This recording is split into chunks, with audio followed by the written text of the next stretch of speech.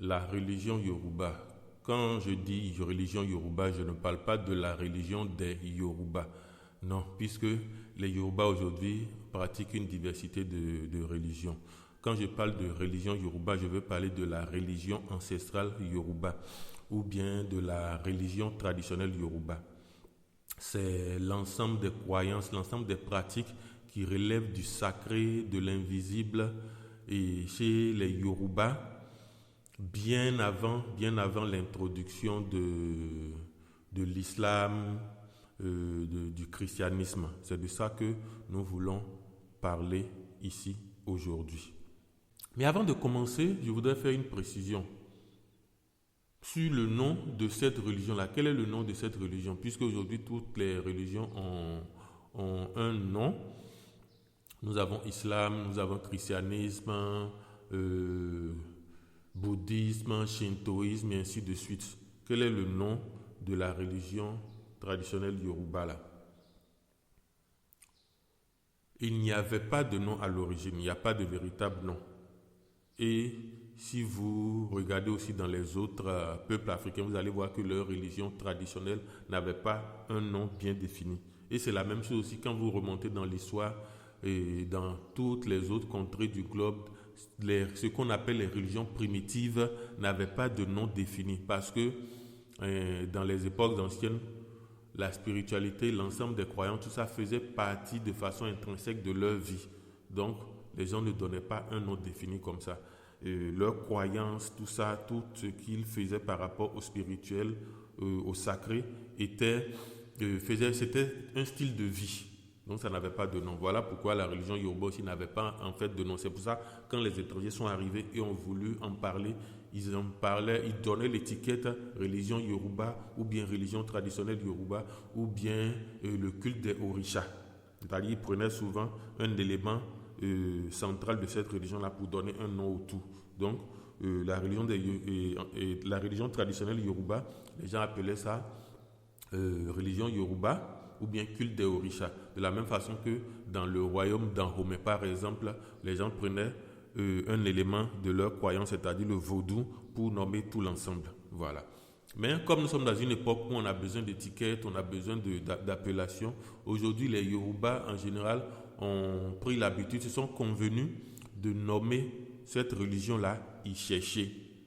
Le terme Ishéché lui-même, c'est un mot commun Yoruba qui désigne en fait la tradition. Ishéché, c'est ce que les gens faisaient et que les gens faisaient auparavant jusqu'à maintenant et qu'on est venu trouver. C'est ça qui est Ishéché.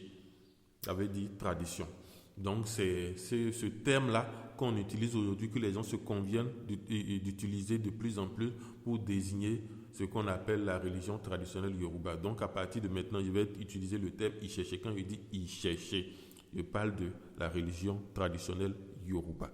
Donc allons-y pour découvrir Ishéché, qui est un élément central pour bien comprendre la culture Yoruba, pour bien comprendre l'histoire des peuples Yoruba.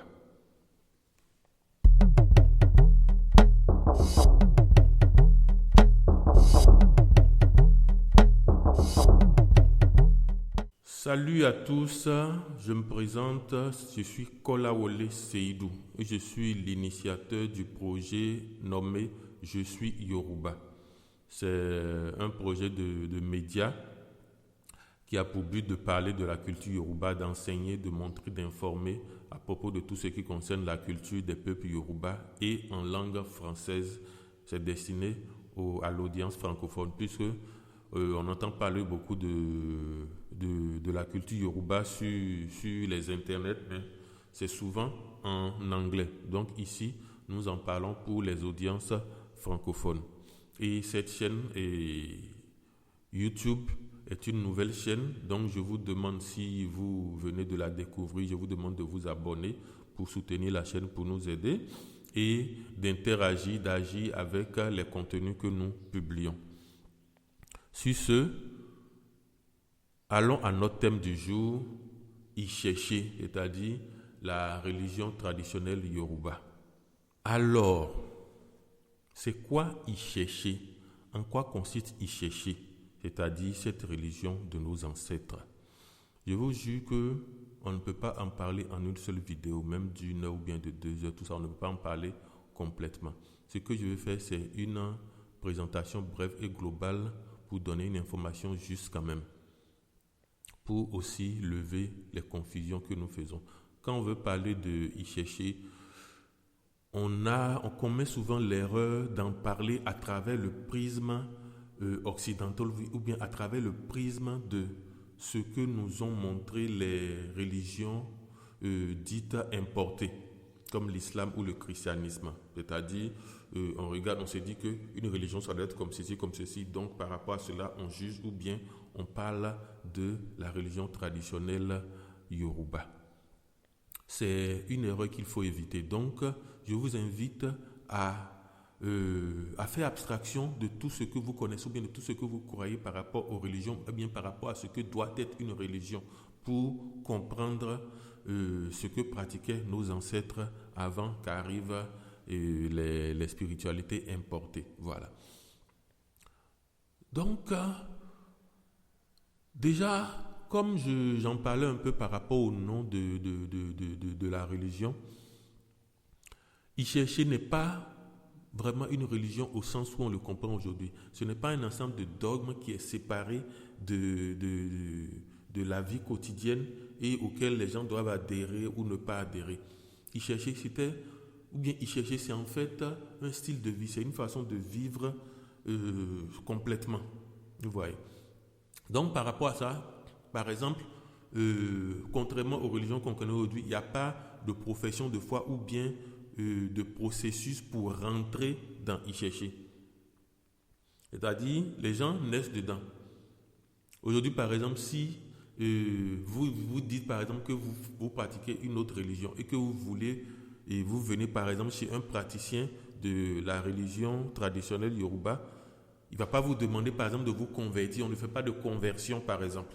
Vous voyez, on ne cite pas de phrases ou bien de profession de foi pour dire que oui, à partir de maintenant, je suis ça. Donc, par exemple, pour un praticien, un officiant de la religion traditionnelle, par exemple, n'importe qui de n'importe où vient, veut faire quelque chose, veut faire une opération, l'officiant va lui faire ça de la même façon qu'il fait ça aux autres qu'il connaît ou bien qu'il connaissait. Vous voyez.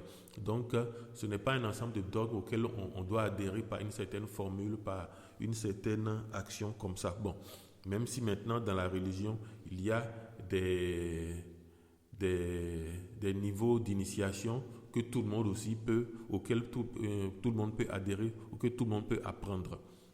Donc voilà quelque chose qui fait déjà une différence capitale par rapport à ce que nous connaissons comme religion aujourd'hui.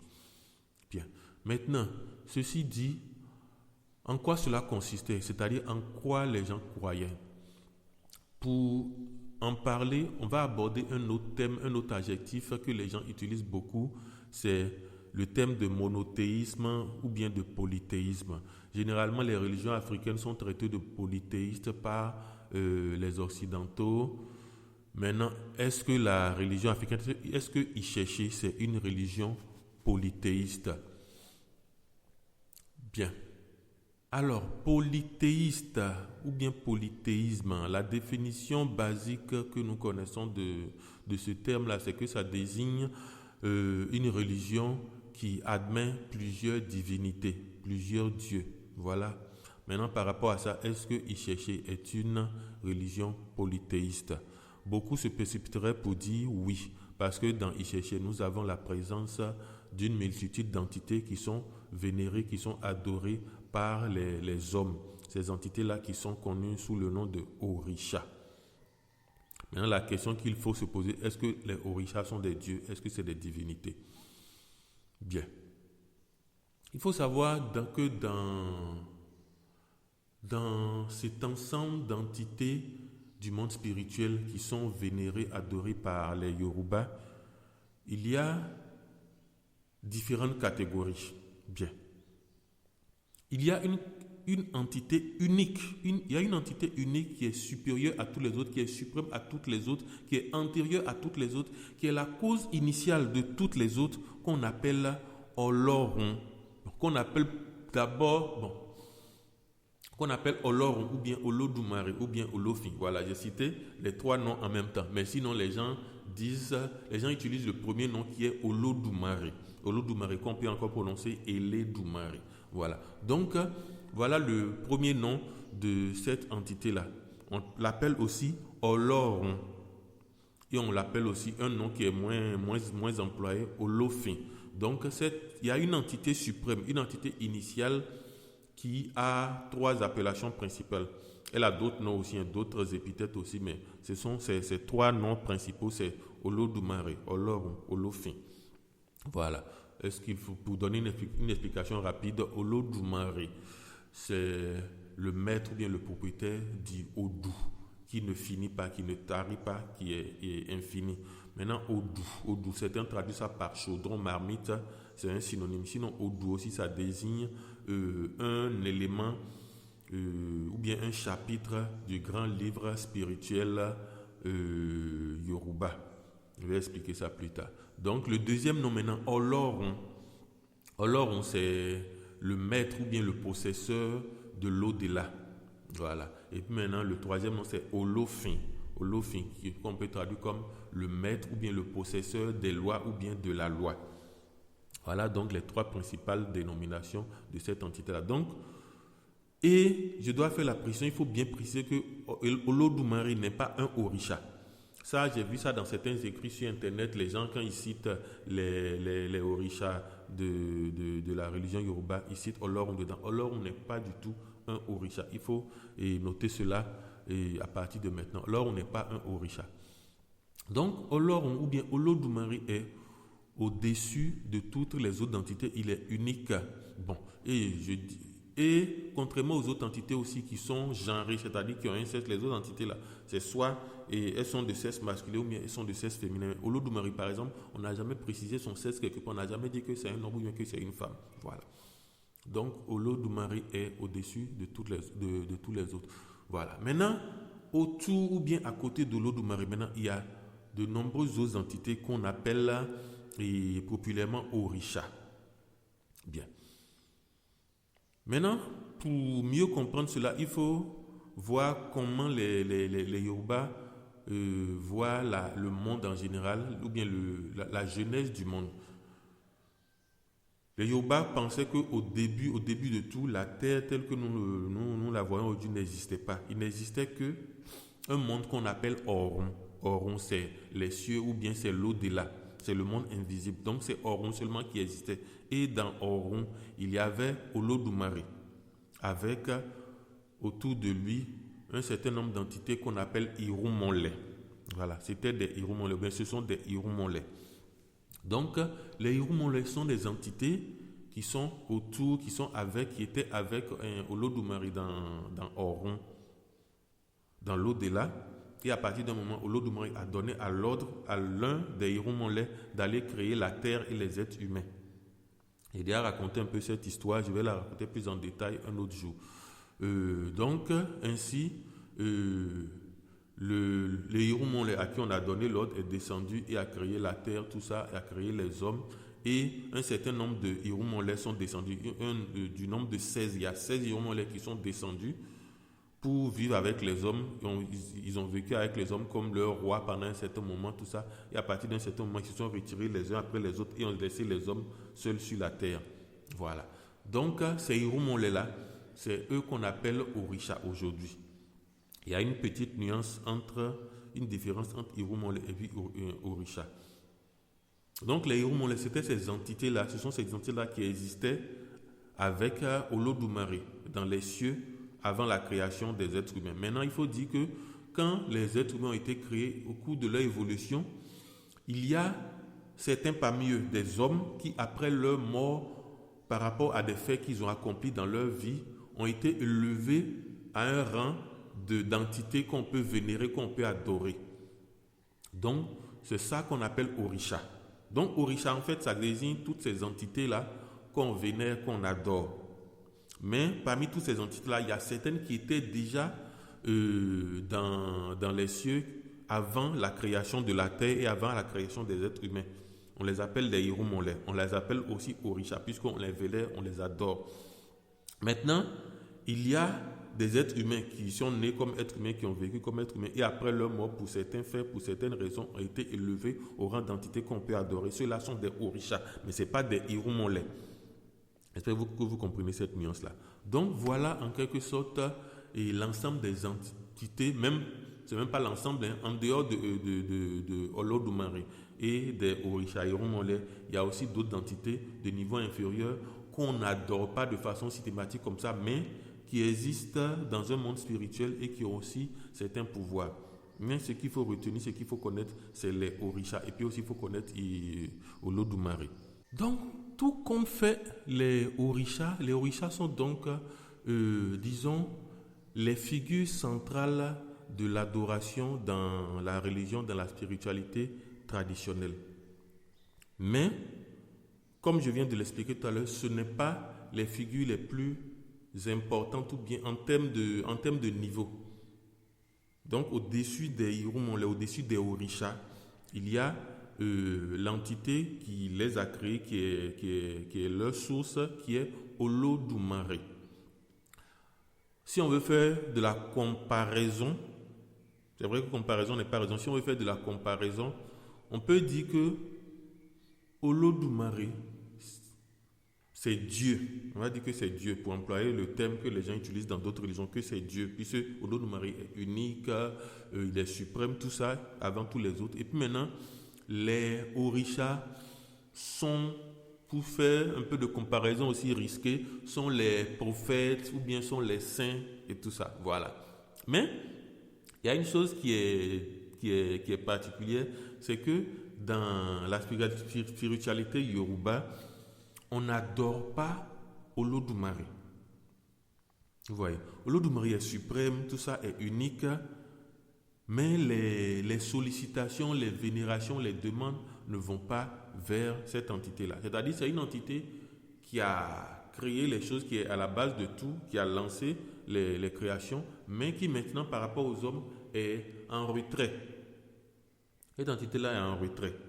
Moi, personnellement, j'ai fait une interprétation de la situation, mais on ne va pas rentrer dans cette explication-là. Ce qu'il faut savoir, c'est que les hommes au quotidien n'adorent pas, ne vénèrent pas Olodumare.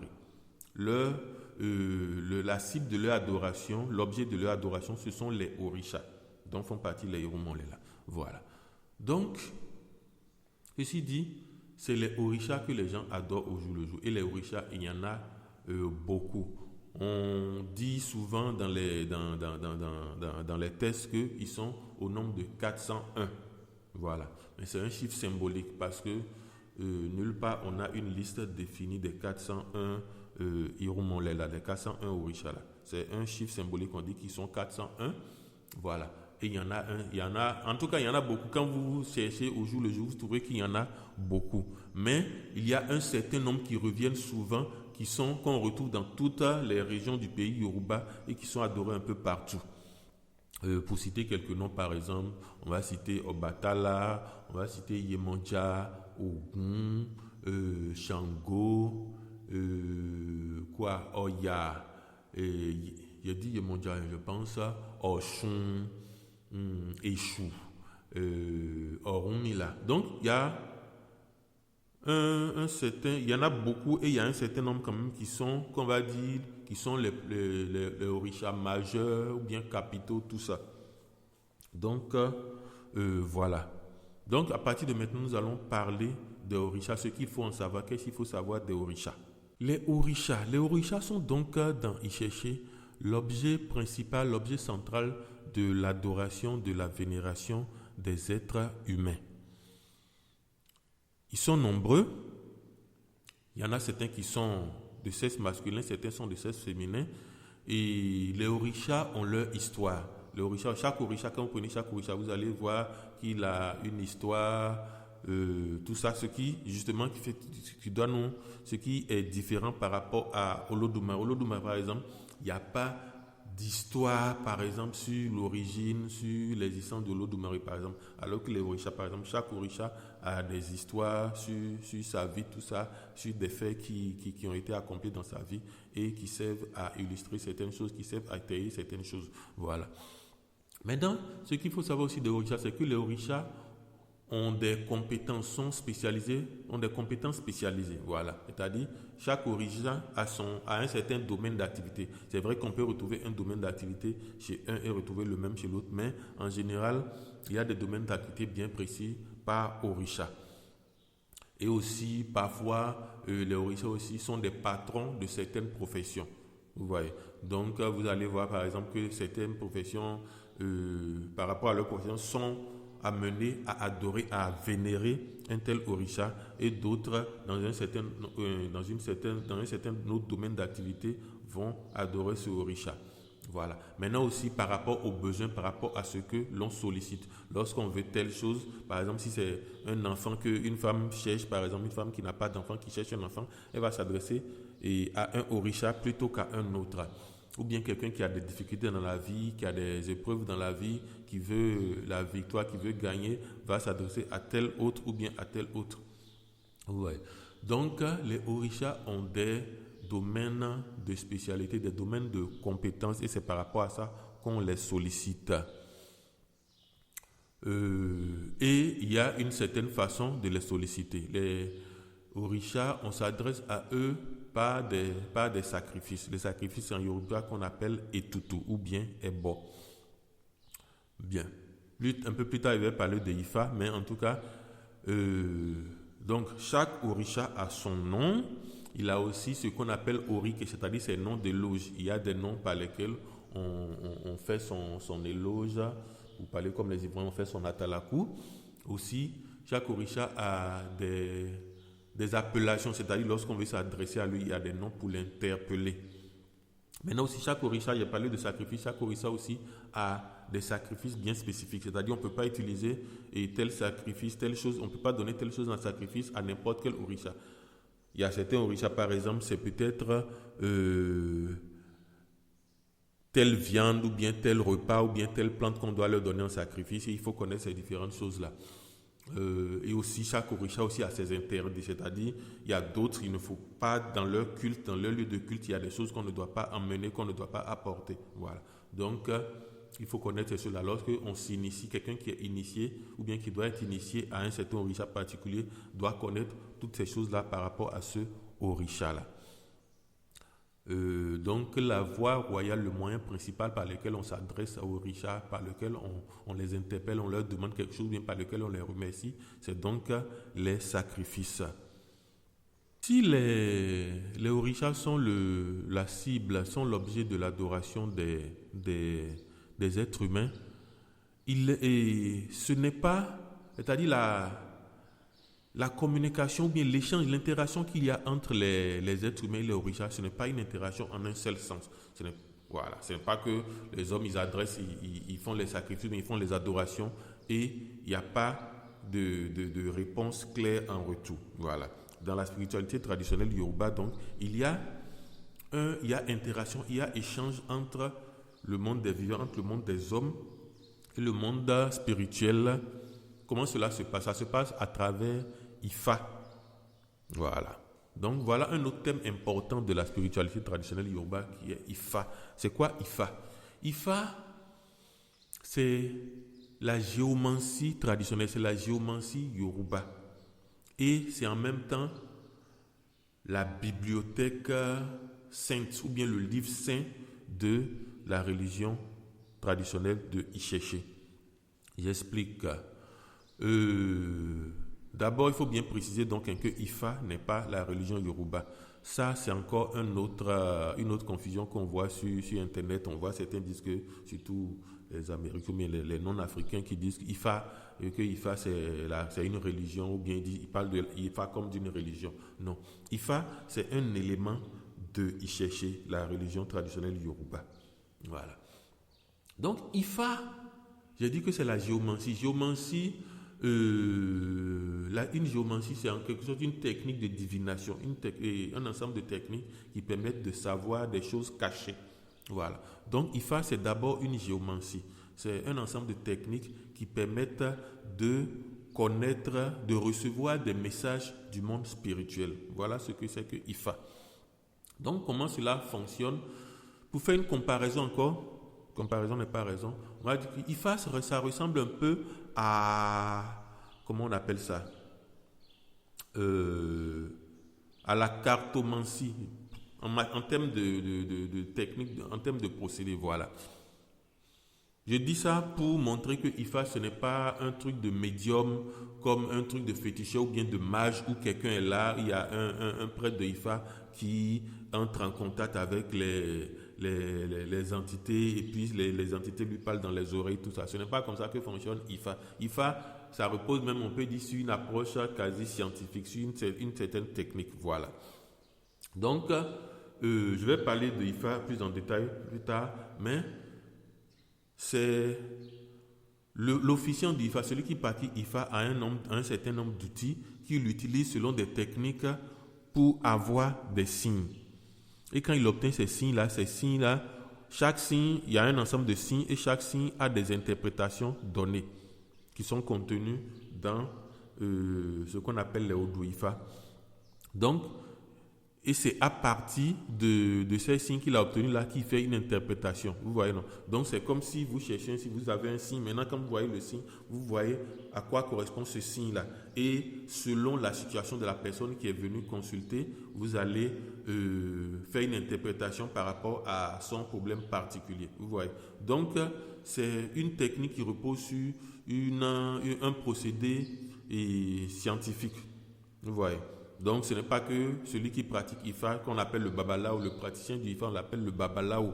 Donc, le Babalao, ce n'est pas un magicien, quelqu'un comme ça, qui est un médium et qui entend des génies lui parler dans la tête, dans l'esprit, tout ça. Non, ce n'est pas ça.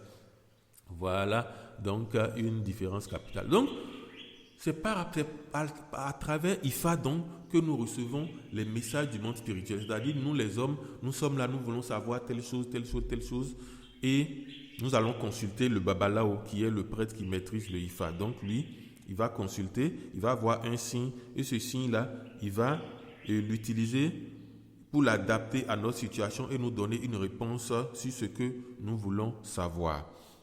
Donc IFA est ce truc-là, cette chose que les Yoruba consultent à des moments importants, à des moments clés de leur vie, lorsqu'ils doivent faire un choix important, et même aussi lorsqu'un enfant naît, on doit faire une consultation IFA pour lui, pour connaître sa vie, les directions de sa vie, les choses qu'il est conseillé de faire et les choses qu'il ne doit pas faire et tout ça.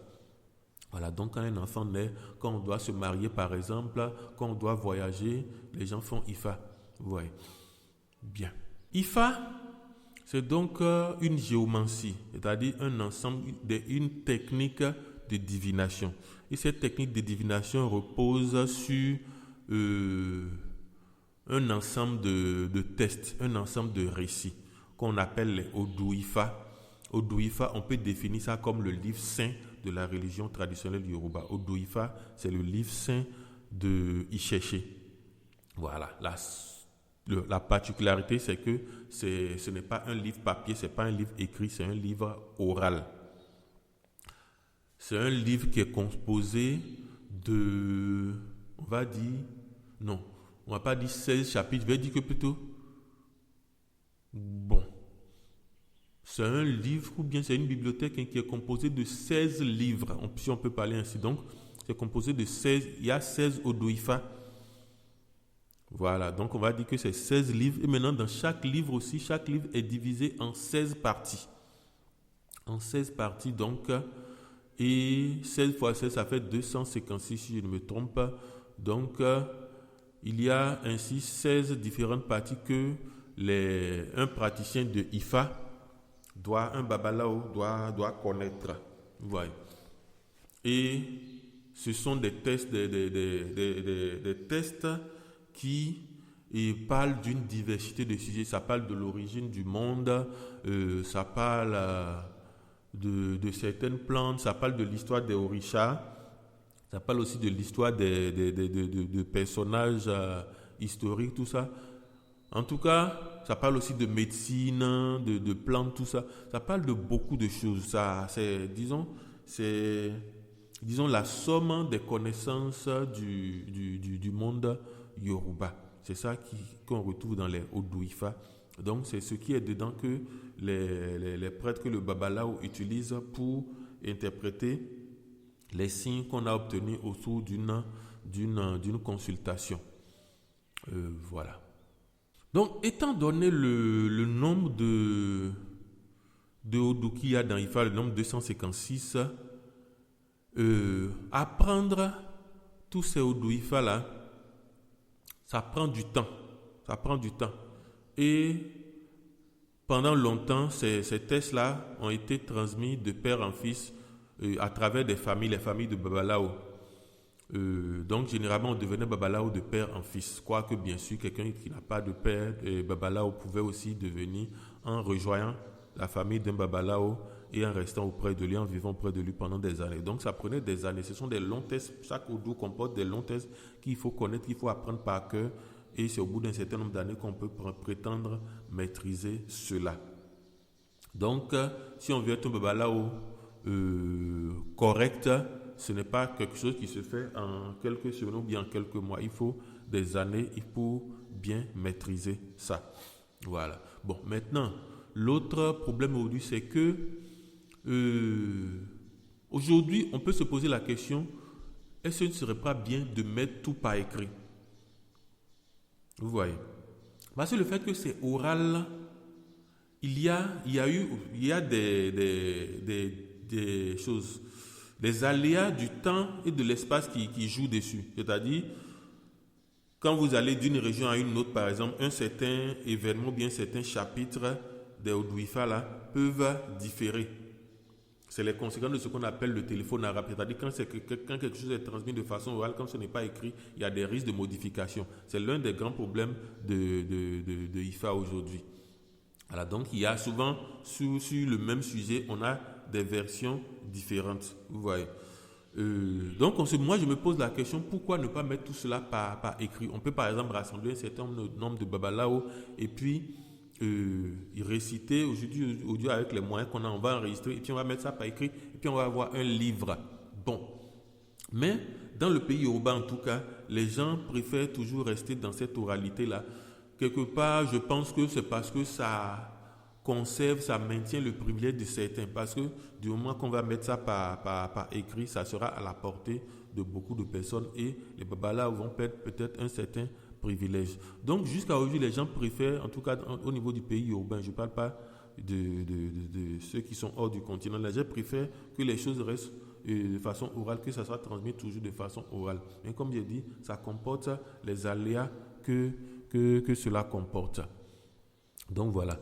Mais cela, il faut bien retenir que pour être un vrai Babalawo, il faut des années et des années d'études. Donc, il faut se méfier des gens qui ont fait quelques semaines, qui ont appris certaines techniques-là et qui se prétendent Babalawo. Il faut faire attention si vous voulez aller consulter un Babalawo, regardez bien que c'est quelqu'un qui maîtrise vraiment. Voilà. Donc, un Babalawo, c'est-à-dire le prêtre, entre griffes, le prêtre, le praticien de IFA, c'est un technicien qui a appris sa discipline pendant de longues années et quand il maîtrise ça, on va le consulter. Donc, les gens vont le consulter pour avoir des questions sur leur vie, sur le sens de leur vie et tout ça. Lorsqu'ils ont besoin de réponses, donc, ils vont le consulter et le Babalawo donc va utiliser cette technique pour trouver un signe qui correspond à leur situation, à leur problème. Et il va utiliser donc ce signe-là, il va interpréter ce signe par rapport à leur situation pour leur donner une réponse sur le sens qu'ils doivent prendre. Donc, avec IFA, donc, les hommes obtiennent une réponse du monde spirituel. C'est-à-dire, ils se posent des questions sur une situation, donc ils consultent IFA pour avoir la réponse. Donc, c'est par IFA, là, par ces signes-là, que le monde spirituel, que les Orishas leur donnent une réponse sur ce qu'ils doivent faire, ou bien là où ils doivent passer. Maintenant, quand c'est fini, généralement,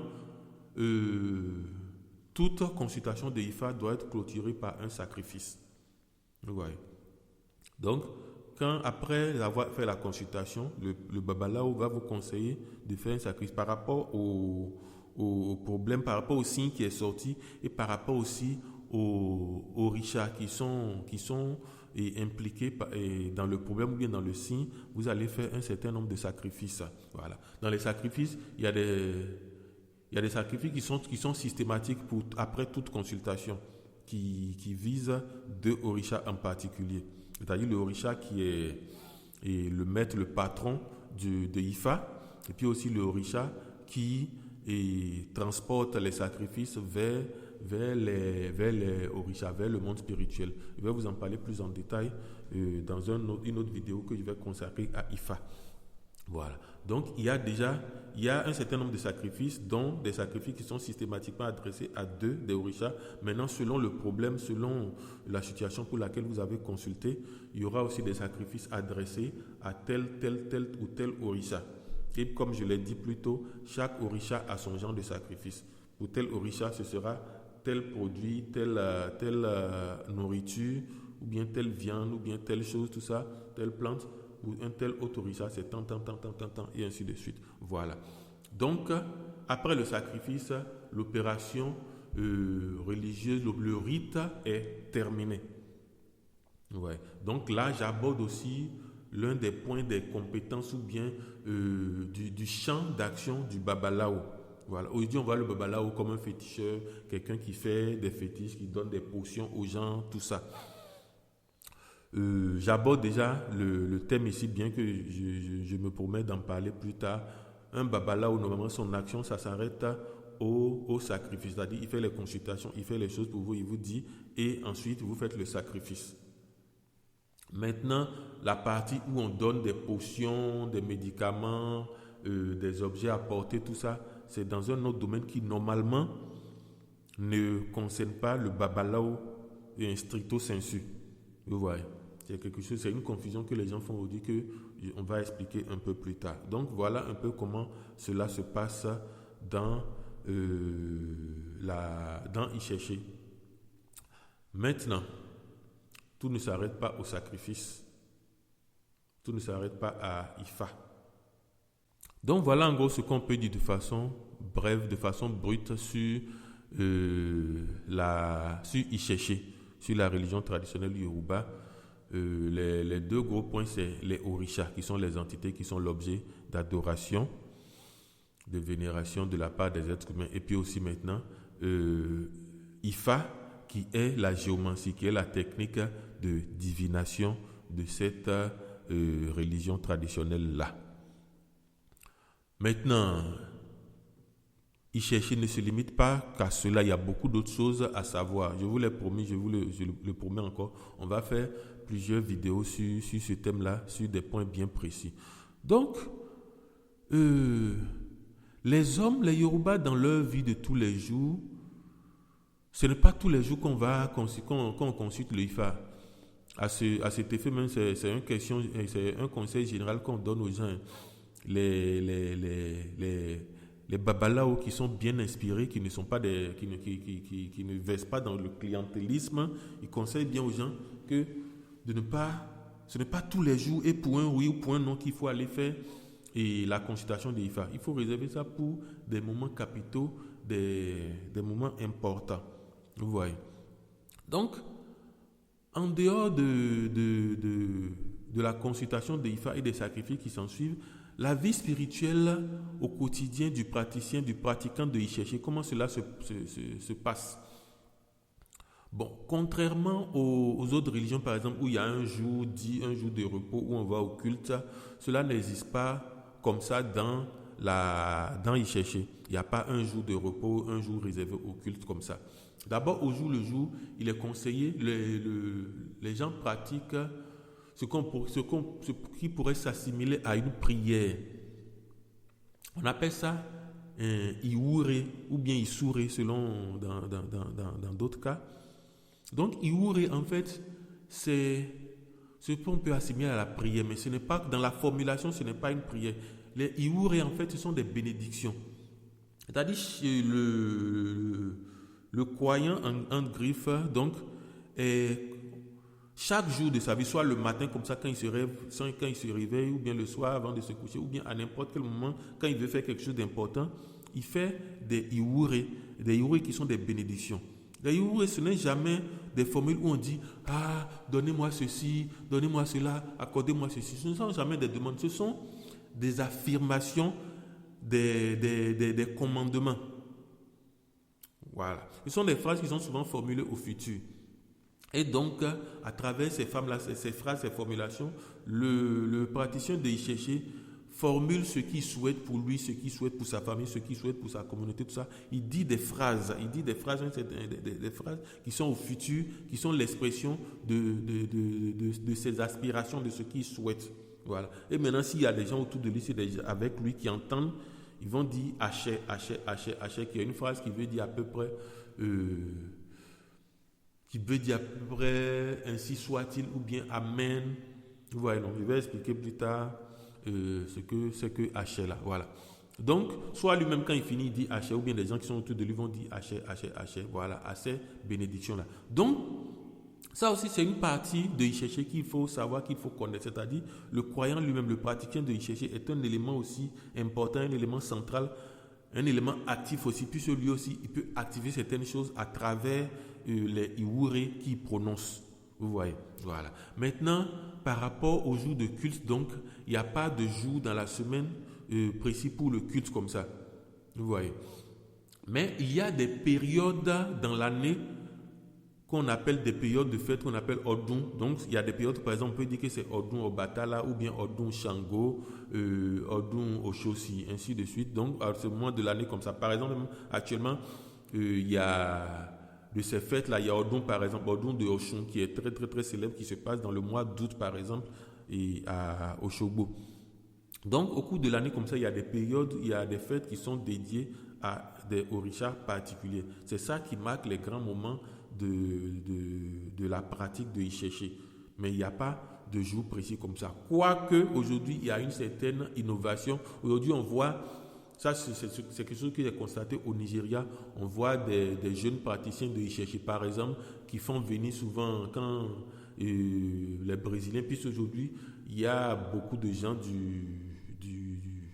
des Amériques là-bas qui viennent vers l'Afrique, surtout au Nigeria, pour renouer avec la source. Donc, les gens ont introduit certaines innovations et puis le dimanche, de la même façon que les chrétiens s'en vont à l'église, eux aussi, ils ont un temple où ils font des adorations, ils chantent, ils dansent et puis ils font des gestes d'adoration, tout cela. Mais ça, c'est un peu une innovation.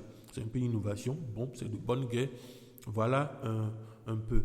Donc, voilà un peu aussi un autre pan de la vie du croyant, de la vie du pratiquant de Ixéché. Donc, on va s'en arrêter là. Mais avant de partir, il faut aussi mentionner Ixéché, c'est-à-dire la présence de Ixéché en dehors du pays Yoruba. Pour parler de ça en dehors du pays Yoruba, il faut parler de la présence ou bien de l'influence de Ixéché dans d'autres régions, en particulier la région B, c'est-à-dire la région des peuples du Dahomey, par exemple. Surtout de l'influence que Ixéché a eu sur le culte du vaudou. Quand vous étudiez les deux, vous voyez qu'il y a beaucoup de choses qui sont dans le culte traditionnel Yoruba qu'on retrouve dans le culte dit du vaudou et qui sont venus du côté du Yoruba pour aller vers l'autre. Je pense que cela s'est passé lors des relations entre l'empire d'Oyo et le royaume du Dahomey. Il y a eu beaucoup d'échanges et le culte du vaudou a pris beaucoup de choses du culte des orishas. Ça, c'est un. Maintenant aussi, lors de la traite des Noirs, lors du commerce triangulaire, lorsqu'on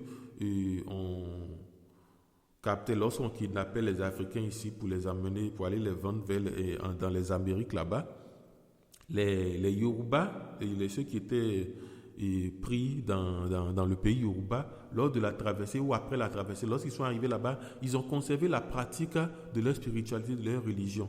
Mais avec le temps, justement, cette religion-là a été transformée.